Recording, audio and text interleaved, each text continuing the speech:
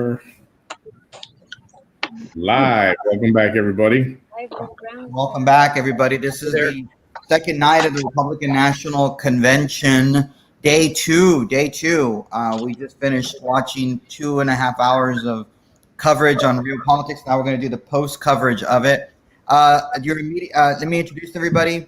We have Manny manning the tech stuff. We have Cruz Quintana Jr. from Hidalgo County. We have Myra Gutierrez, who's with Latinos for Trump, also from Hidalgo County.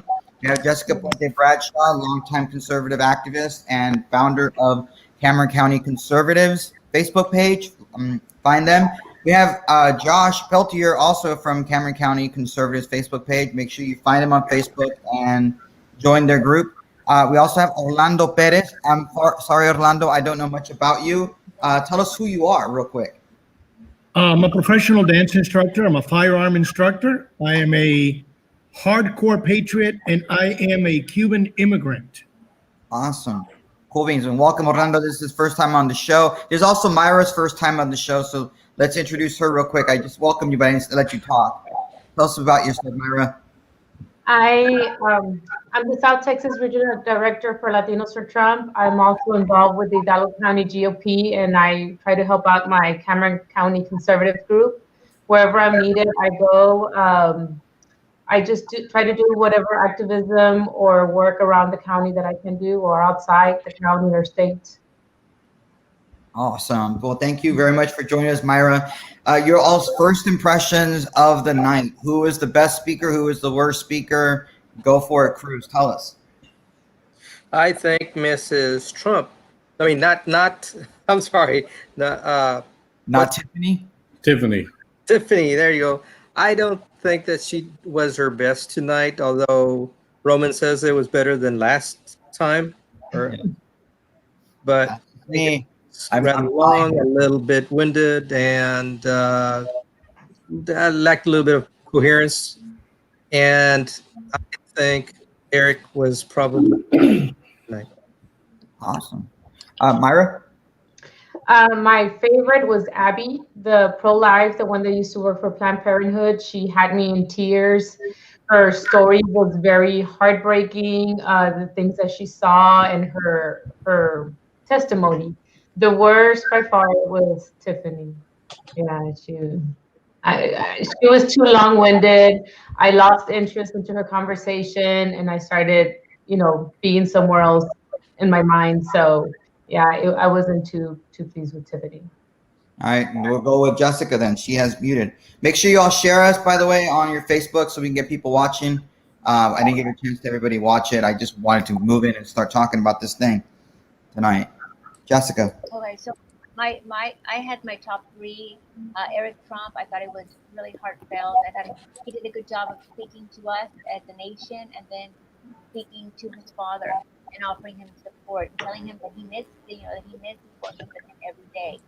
We're lucky to have President Trump working for us, and Eric's out there helping his family business, which he very well should. Abby Johnson is also wonderful, bringing the atrocities of Planned Parenthood to forward and really just making them impactful to people. A lot of people just it's just an abortion, it's just birth control. And then John Ponder being pardoned by President Trump, the bank robber, and his story with the FBI agent and then his wife there to see the pardon. I mean, they were just really touching moments from different spectrums of our society. Josh, we'll swing around to you, Josh. To me, the best speech of the night was the First Lady's, because it encompassed everything that America is about and what the first 4 years have been about. And she left no holds barred in her speech when talking about the unfairness of the news media. It had everything that I expected in a speech. She laid out not only where we are as a country, but where the president wants to take us. And so to me, it encapsulated everything that it needed to show support for the president and why he's the man for the next 4 years.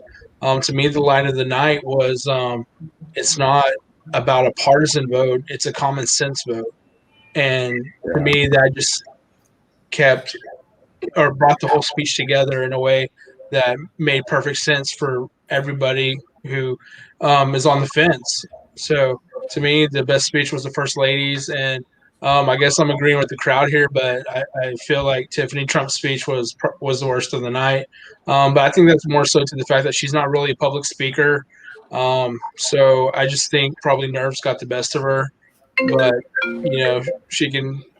She's like I said, she's not really a public speaker. So that's kind of my take on it. Orlando.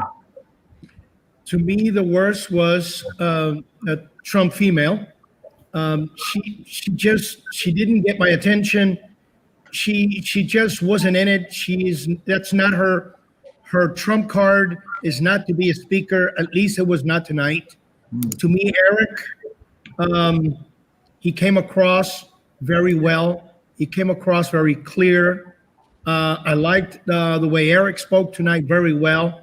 And Melania got my full undivided attention because every time Melania speaks, every time Melania goes somewhere, I'm always watching how she dresses. I read a lot of the stuff on the Q, and there's a lot of things on how she's dressed and some of the things, the writing on her dresses and stuff, and they usually have meaning. There is usually communication going on, and I'm always watching what Melania says and how she says it, and he's an immigrant. I'm an immigrant. So to me, she reaches into me like this Cuban man reached out yesterday and got me into tears. So to me, Eric and Melania were the ones that got my attention, got their point across. She made it clear. Drugs, children.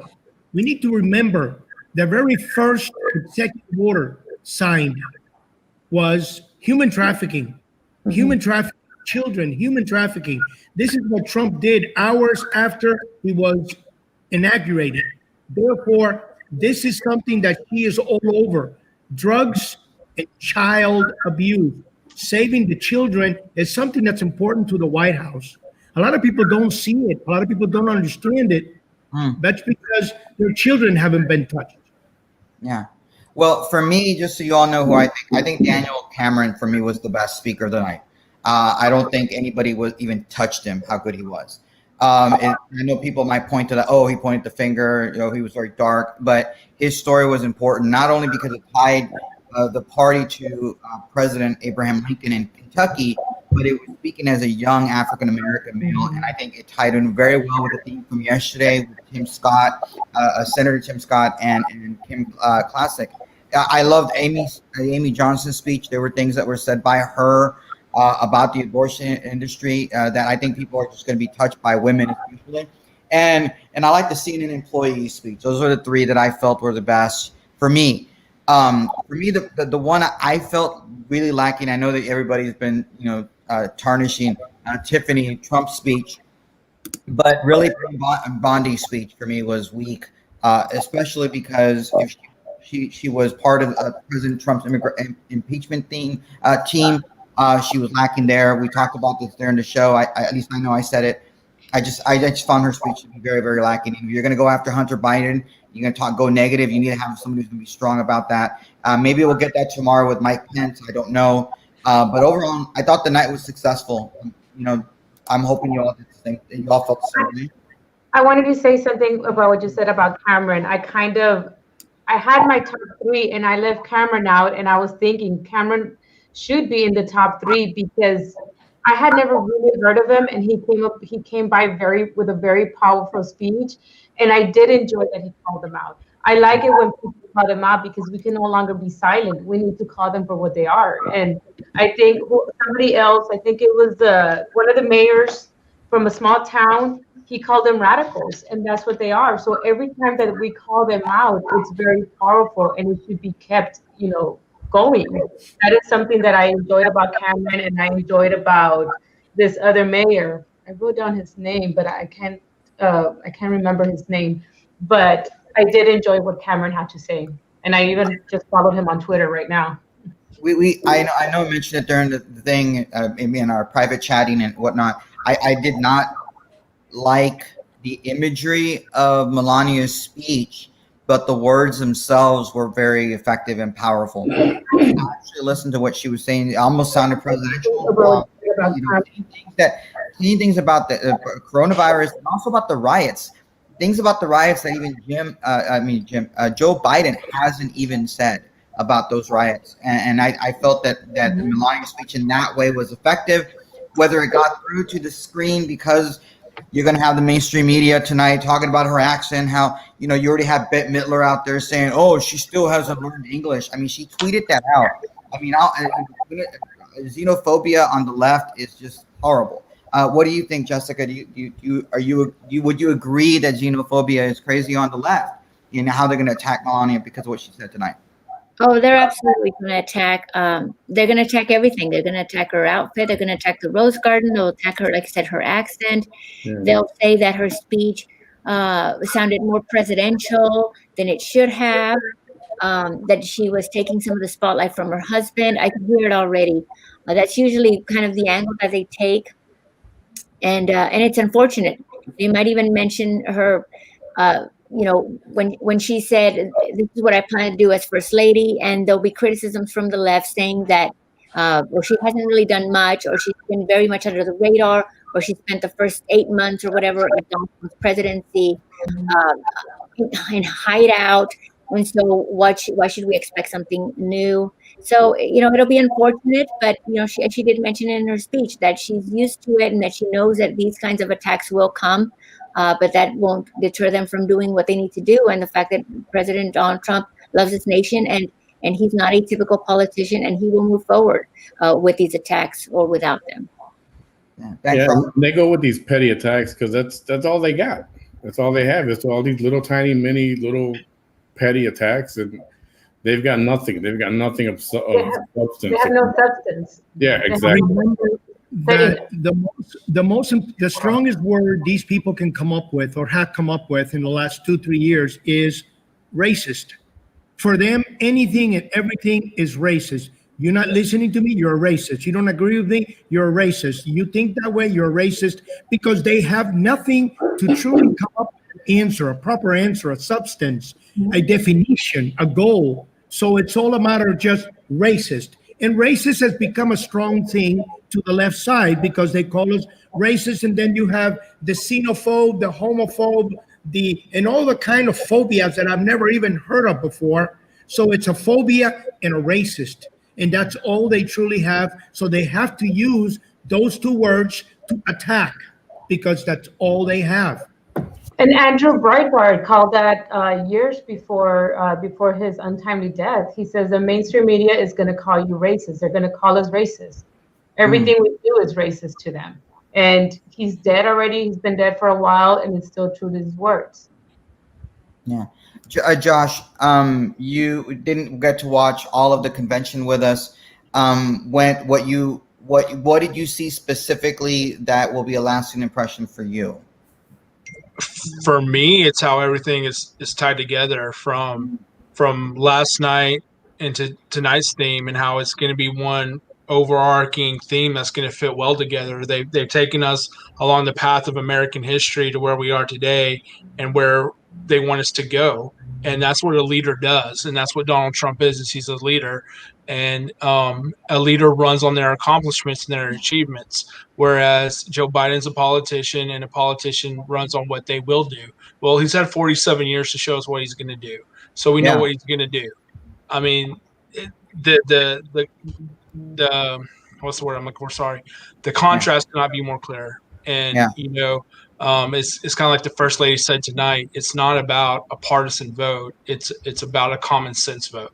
And if people can't open their eyes and see that, then we can't help them. I mean, we can pray for them, but we can't help them. And hopefully we've been able to show them that through the convention and through what President Trump has actually achieved, because somebody posted in our group, they posted the list of Donald Trump's achievements over the last 4 years. And I was scrolling through it the other day, and not because I can't count that high, but because I just got tired of counting. Like it was like ridiculous how much he has achieved in 40 years, or a little less than 4 years as president. And you juxtapose that against Joe Biden, who's been in public office longer than I've been alive. Yeah. So like I said, the choice could not be more clear. Eddie's making Facebook. Can anyone here mention a politician that has actually done what they promised when they came to your door and said, vote for me? There isn't any. Politicians don't. They don't even answer the phone. After they got elected, they don't answer the phone. They just say, leave a message and I'll call you back. This is the only man that has said, I promised to do this, and he's done it. And he's still fighting to get it done, but he is the first one. Why? Because he was not a politician. He's a businessman, and he loves this country. Yeah. Eddie is making some points on Facebook. I can't read them, and so is Alex, having to do about real America, real Americans. Cruz, last week, the Democrats, all they had was A-listers, B-listers, C-listers, whatever you want to call them, from Hollywood, being their MCs, doing radically weird skits. This is night 2 of real Americans speaking. Granted, you're having politicians that are elected to office in Florida, in Iowa, these are political, or in Kentucky with Daniel Cameron, but you're having real Americans speaking. Is it grabbing you? You're a small business owner. Is it grabbing your attention tonight?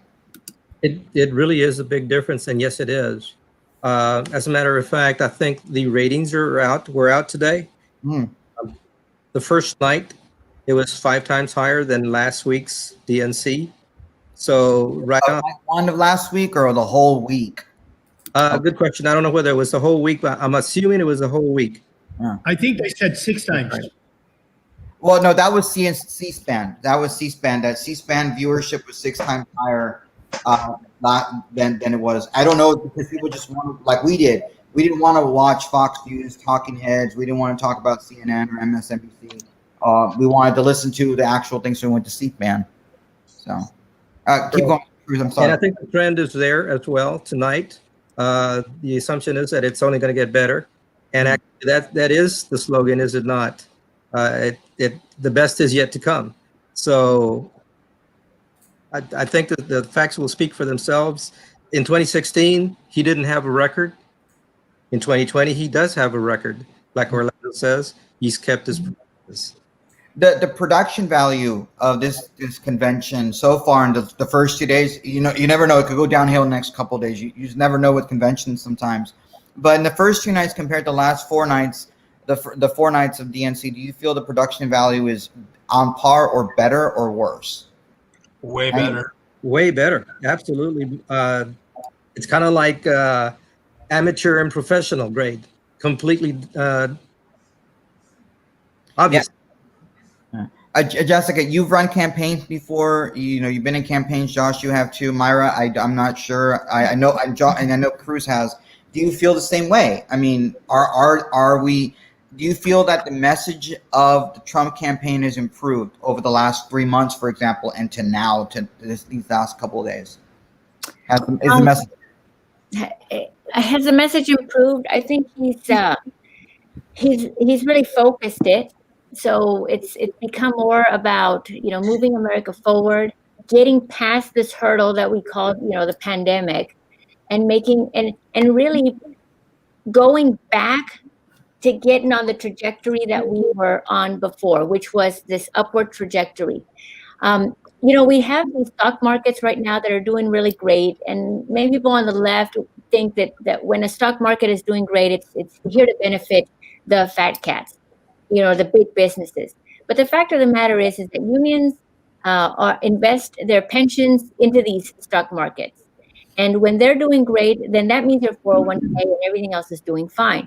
And so Donald Trump his message has been, look, we individually, on a day-to-day basis, in our homes, in our families, need to get back to where we were and improve our lives. Because the stock market, while it may be improving, we may not feel it at home, but what are we going to do to improve that and to help that? And he wants to help along. And a lot of this drama is preventing us from emotionally escaping this weight that we have of this pandemic and a slowdown, and moms who can't go to work because they're watching their kids who can't sit in a classroom and see their friends because they're staring at a computer. So his messaging has really been about improving and getting back on that trajectory. And I think it's effective in my humble opinion. Yeah, Everyday American's been talking. I want to interrupt. One of our sponsors tonight is Gio's Villa Italian restaurant. If you want to help sponsor the program here on Real Politics, like Gio's Villa has, we would appreciate it. If you'd like to. Gio's Villa is locally owned in Brownsville since 1959. I personally love their homemade pesto sauce. My wife loves the chicken carbonara. Their homemade pizzas are hand tossed in the air. Our family's favorite is the pepperoni and sausage, by the way. It's Manny's favorite too, right, Manny? You love that? Although he likes thin and crispy.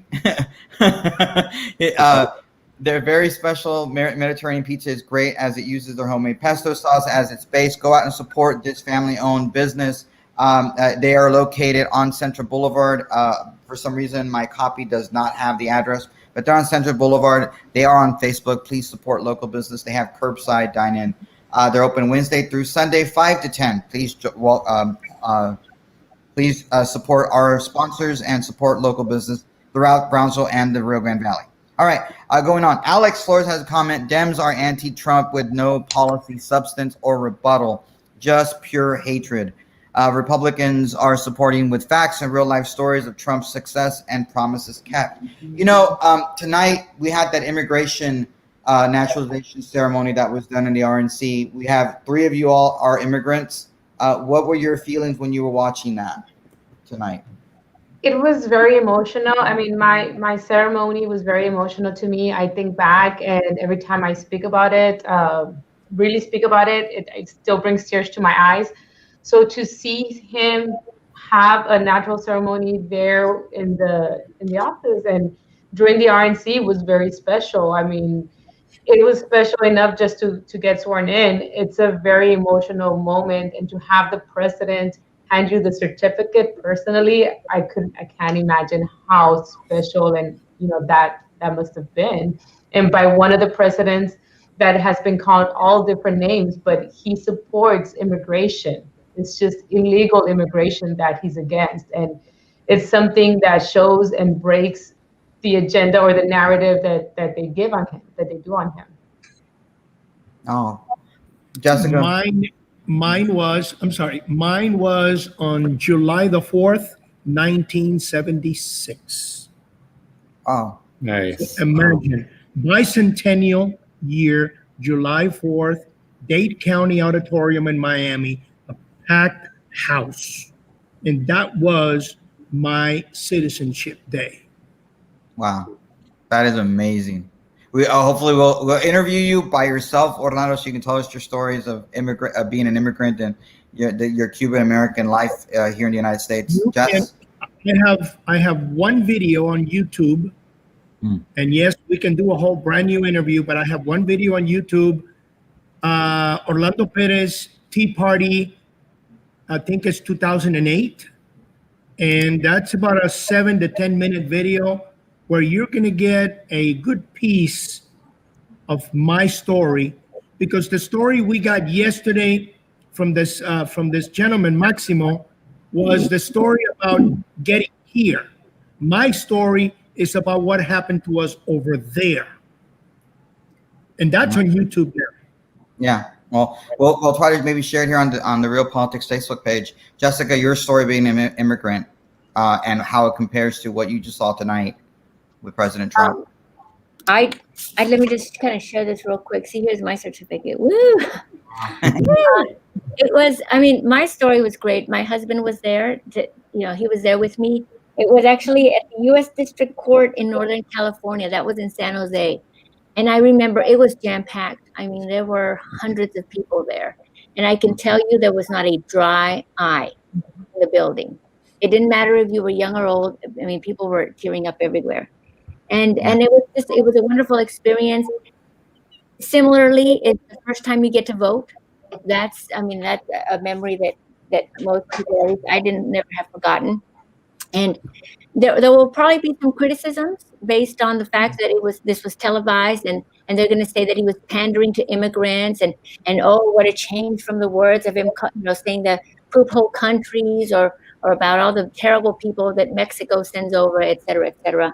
But the fact remains is that people do become citizens of this nation for its greatness and for its opportunity and not because it offers them something for free. I can say this because after I had got my citizenship, one of the first jobs that I got in California was to teach citizenship classes to adults. And I had adults from Mexico, from South America, from Azores, from Vietnam. I mean, these are people who love this nation, and they're here because they want a better opportunity. It's not at the time, at least, it wasn't because of the free healthcare. Yeah. Well, last week we had no policy, just Trump is bad, dark versus light, hate kind of stuff. That was the general feel that conservatives felt last week. Do you feel that there's dark versus light today? I mean, in the last 2 days of the RNC, I mean, is there dark light? What do y'all feel? Agreed. This is the war between good and evil, between dark and light. It is America has never been this divided, so opposite, so leftist. America's Democrats and Republicans, they used to work with each other. They used to deal with each other. They used to mingle with each other. Right now, it is complete hate and opposite.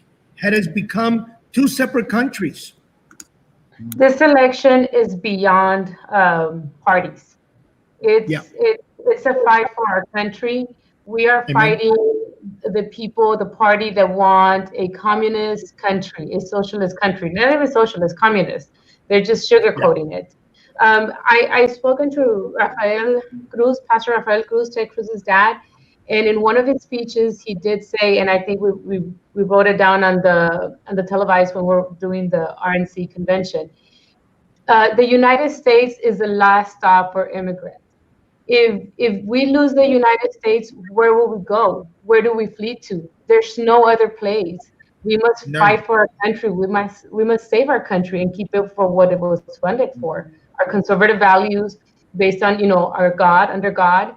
Didn't the DNC remove under God? Was that a factual? Because there were two caucuses. Yeah, there were two caucuses. There were two caucuses that didn't use the under God. And their pledge. Yeah. Under pledge, yes. So it's like it's a fight against, good and evil. I mean, are we willing to fight for our country? Are we willing to remain silent? I, for one, am not. And if you look at the people that the RNC brought, they brought people that reach out to our country, that are like you and me, people that have, fought for our country, are working to get our country better at economy. You look at the DNC, what do they have?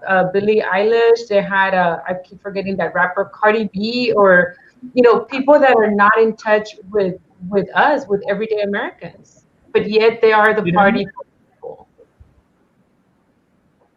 Sorry. We have a couple more minutes left on the show because we want to try to keep this either under 30 tonight. Do you believe that middle American independent voters who have this potentially negative opinion of President Trump, his approval ratings, depending on what poll you're looking at, is hovering about 40%. Will minds be changed by what they hear today in the RNC? All right. Anybody believe that it can't be right now? Remember, in 2016, Hillary had won. Hillary was winning, and Hillary was president. If you're going to trust the polls, if you're going to trust all of these pollsters, every one of these people is on the same agenda. If we trust them, then we're not taking for serious all of those Americans that are going to vote but cannot step out in public and say, I am a Trump supporter, because they're going to be hated. There are millions, possibly maybe millions, that are Trump supporters, but will never tell anyone in public. Therefore, the odds are under that we're never going to win, but there will be a lot of voters that are going to come out of their shell, and they're going to go cast their vote, and there are a lot of walkaways. The walkaway movement is humongous. Mm-hmm. Yeah. This upcoming week, we're gonna have the Trump train in Santa Rosa, right, Jessica and Josh? The County Conservatives page. I think, Myra, do you all have one up in Hidalgo County? The Trump train in Hidalgo County is every Saturday. They meet at 9 and they take off at 10. I will be there registering voters. I don't join the Trump train. I just go and do the community engagement, because after that I join Cameron County in the activities that they do. Awesome. Right. And then We have two events in Cameron County. We have the one in Santa Rosa, so please join us in Santa Rosa if you're interested. That is a Saturday, and then that same Saturday, Harlingen will be hosting a Trump train or a conservative rally, voter registration as well. And then McAllen or RGB Trump train will be meeting us here in Cameron County. We'll all join up. So there's going to be a lot going on, and that's just Saturday. That's not including Sunday in Brownsville. yeah. Well, and we want people to be engaged. It's very difficult right now to be as engaged as you normally would in a presidential campaign. But it's not just about presidential candidates. We have local candidates on the Republican side, Democrat side, who are going at it as well. But people just want to focus on the president race. And so it's going to be very competitive. The roads, once the Biden people do their little I'm riding with Biden. And on that note, anybody have any last words before we get off that they want to get off their chest about tonight? Cruz. Yeah, final thoughts. To answer your question about will Middle America realize what's going on, I feel like they realize, they sense it, but it's up to us. It's up to the patriots. It's up to the informed people to talk to them, to let them know, to do what we're doing tonight, to share, to discuss, to talk, to let them know that their feelings are correct, that there is something wrong with the Democrat Party, and they need to walk away. Yeah. Amen. And tomorrow, Jessica will be hosting the pregame show, hopefully about 7 o'clock, if not longer. However she wants to go, she does a great job getting us research and articles for the pregame, so we get pumped up and ready. And then at 7:30, the RNC goes on. We may do it again tomorrow, watching it together. We may not. It just depends. But definitely tune in here 5 minutes or so after the RNC finishes on night 3. We'll talk about it, because who's speaking tomorrow night? The main one is going to be Mike Pence. Anybody else that you all are looking forward to hearing, to be ready for? I know Dan Crenshaw speaking. I don't know what time. We've got Mike Pence, Lara Trump will be speaking. Let's see, Michael McHale is the National Association of Police Organizations. He's the president. So we're probably going to hear about Blue Lives. Jack Brewer, a former NFL player. Kellyanne Conway, even though I guess she might. Dan Crenshaw, as you mentioned. A lot of senators and representatives in this one. Yeah, so it'll be great tomorrow. So look forward to it. Manny, thanks for manning the tech side for us tonight. Thank you all for joining us. Hopefully y'all can come back again tomorrow, join us. Please like our Facebook page. Feel free to share the video afterwards. People might be already going to sleep. It's a Tuesday night. It was the first day of school for a lot of people, at least here in Brownsville. They're probably knocked out, but it doesn't matter. You got to spread the message, and hopefully see you all tomorrow. God bless you all. Good night. Bye. Good night. Good night.